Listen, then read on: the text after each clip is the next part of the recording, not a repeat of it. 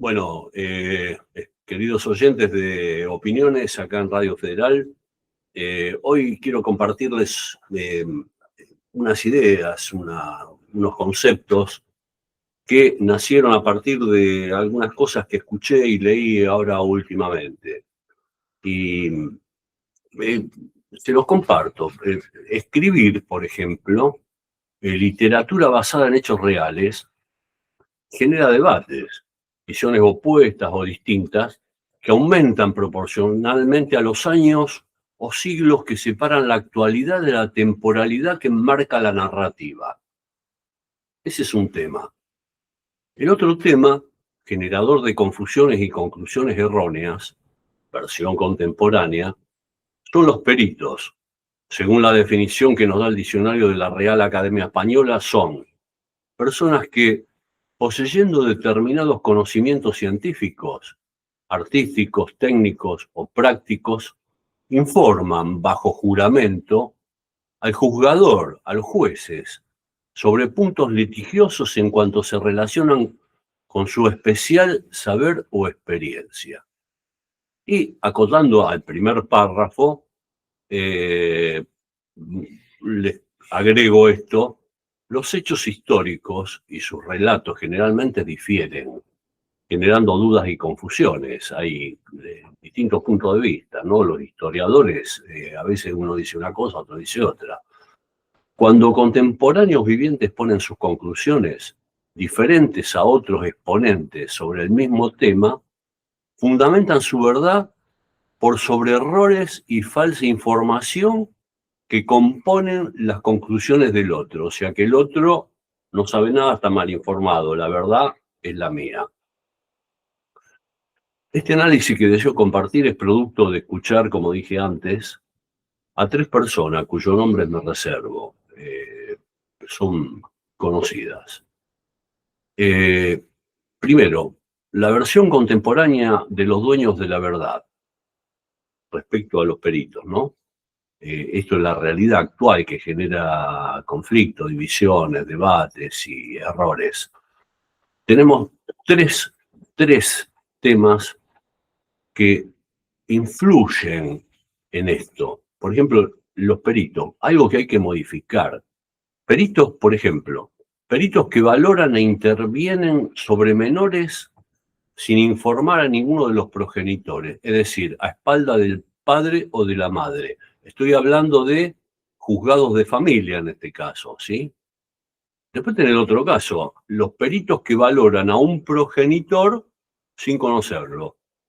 Y después tenés los peritos que, simple y llanamente, por incompetencia o mala fe, hacen valoraciones o emiten informes cuyo contenido es esencialmente erróneo o falso. Esto que estoy diciendo es comprobable en juzgados de familia. Bueno, ahora voy al primer párrafo y al tercer párrafo. Lo otro era, lo antes dicho, es actual contemporáneo. Los relatos. Durante siglos se nos enseñó que la historia americana, por ejemplo, para poner unos ejemplos, no, esto lo escuché ahora, comentario que escuché entre anoche y ahora. Durante siglos se nos enseñó que la historia americana comenzaba con Colón. Esa narrativa eurocéntrica borró la riqueza de los pueblos que nos precedieron, impuso una jerarquía cultural y configuró una memoria colectiva fragmentada. Horrible.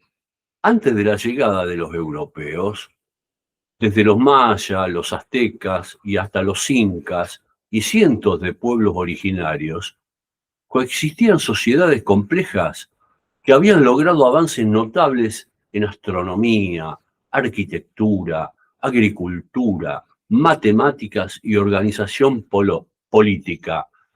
¿De qué me vienen a hablar? ¿Que Colón descubrió qué? ¿Qué hizo Colón? Se puede rastrear la realidad, ¿sí?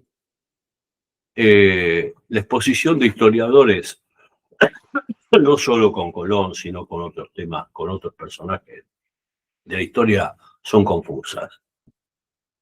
Por último, quiero compartir un análisis sobre expositores bien diferenciados en dos grupos, incluidos en el primer y tercer párrafo de este escrito, ¿no? Quiero que no, o sea, no es religión de lo que voy a hablar, sino que voy a hablar de las diferencias y la forma de presentar las cosas y cuál es la verdad, ¿sí?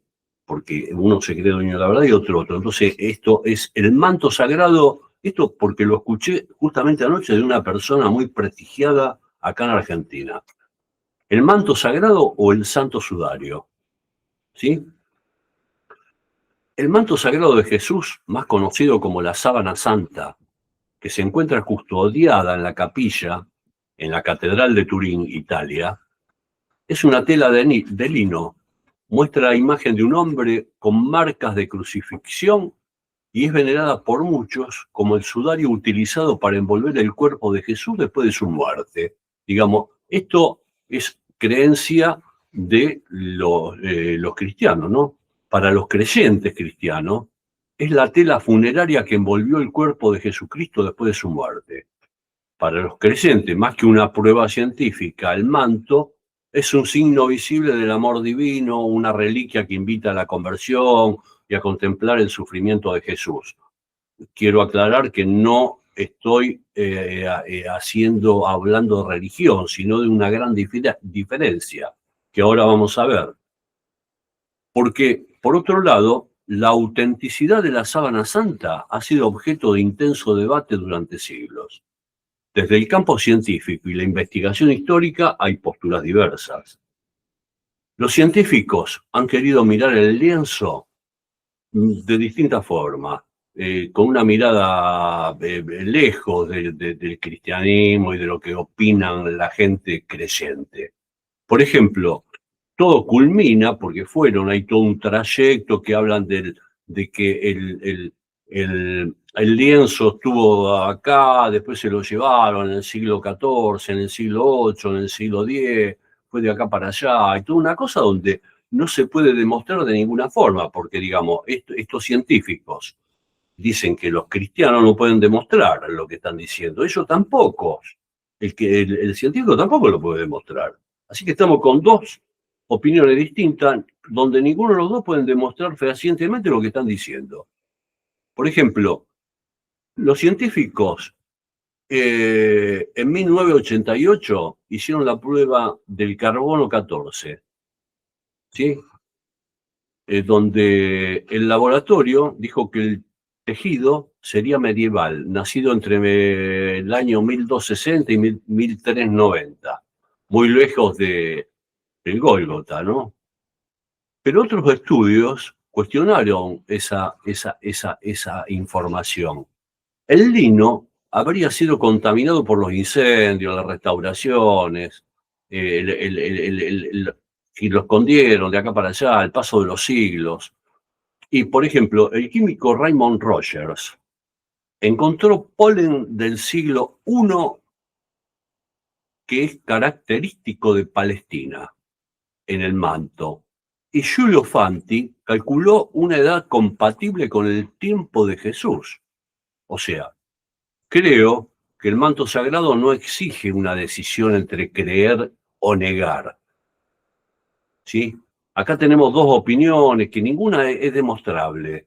Una es creen, por ejemplo, ¿cuál es el epílogo? La ciencia mide, la fe abraza. O sea, el manto sagrado no pertenece del todo a ninguna de las dos exponencias. Personalmente, y esto lo digo sinceramente, elijo el relato de un borracho, quien cuenta que estando en una playa de la costa rosarina, excedido en alcohol, sintió una presencia a su lado, que esa presencia cubría sus hombros con un manto que tenía un dibujo parecido a una persona. Y esta presencia le dijo, ya no beberás. Esto lo contaba el borracho, nadie le creía, y siguió contando el borracho, sin otra expresión el tipo que le dijo eso se fue caminando sobre las aguas del Paraná hacia las islas. Nunca supimos, nunca supe si el borracho dejó de beber. Eso nunca se supo.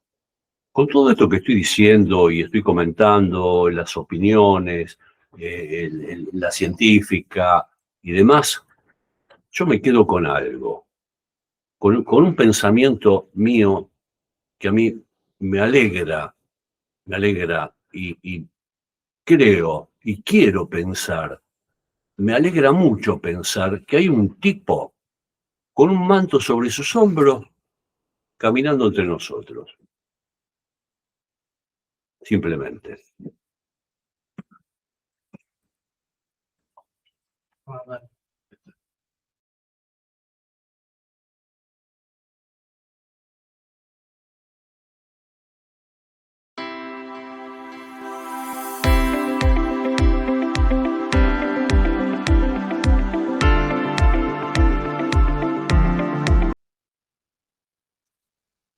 Estos pensamientos que termino de compartirles tienen mucho que ver con la presentación de mi libro Sombras de Poder, ¿no?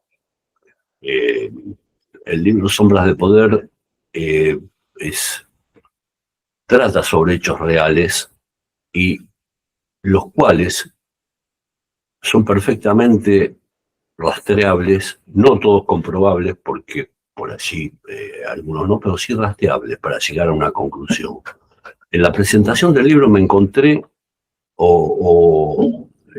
digamos, hubo y me encantó, gente que cuestionó y preguntó de dónde saqué tal cosa, o por qué dije tal otra, y cómo sé que qué sé yo, que el de Chicago es el que está actualmente, cómo sé de las organizaciones determinadas y demás. Es todo producto de investigación.